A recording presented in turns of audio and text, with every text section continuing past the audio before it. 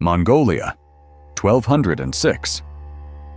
A man born into one of the most hostile environments on Earth.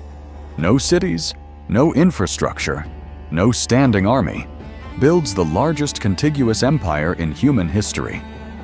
At its peak, the Mongol Empire covered 12 million square miles. The weapon that built it was not numbers. It was not siege engines or naval power.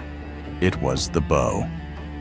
The Mongol composite bow was an engineering masterpiece, shorter than a longbow, designed to be drawn from horseback.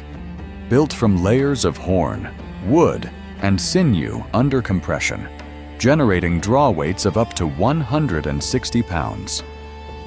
Accurate at 200 meters, lethal at 300. But the bow was only part of the equation. The Mongol archer trained from childhood, not to shoot well while moving at full gallop. That distinction changed warfare forever.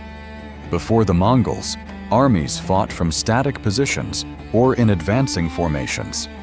Archers stood, drew, and released. Movement and accuracy were separate skills. The Mongol warrior made them one. The technique was called the Parthian shot, releasing an arrow at full accuracy while the horse beneath you was in motion, often firing backward over the horse's haunches during a simulated retreat. The opponent pursued what looked like a fleeing enemy and rode into an arrow storm. This required a level of physical discipline that most soldiers of the era simply did not possess. Not because they lacked talent, because they had not put in the volume. Genghis Khan's armies trained continuously, in all conditions, until the horse and the bow and the body became a single integrated system. Accuracy was not a gift. It was an accumulation. Every archer reading this understands the gap between range accuracy and field accuracy.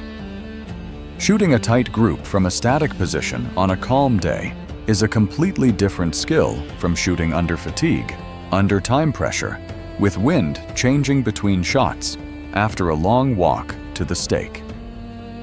The archer who trains only in ideal conditions will be exposed the moment conditions stop being ideal.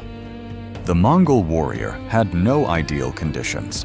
The steppe offered wind, cold, heat, rain, and uneven ground as standard. They trained in all of it until conditions stopped mattering. The compound archer who practices in different lighting, at different distances, after physical exertion, in wind, who deliberately introduces variables into training sessions, is building the same resilience that made Mongol archers the most lethal force on Earth for 2 centuries. Not by shooting more in comfort, by training harder in discomfort. Form built under pressure holds under pressure. Form built only in comfort fails when comfort disappears. There is one more thing Genghis Khan understood about archery that most modern practitioners undervalue. Volume is a skill. The ability to release accurately at high speed, not one perfect shot, but consistent shots in rapid succession, requires a specific type of training that slow, deliberate practice alone cannot build. Speed drills, rapid transitions, timed sequences under fatigue.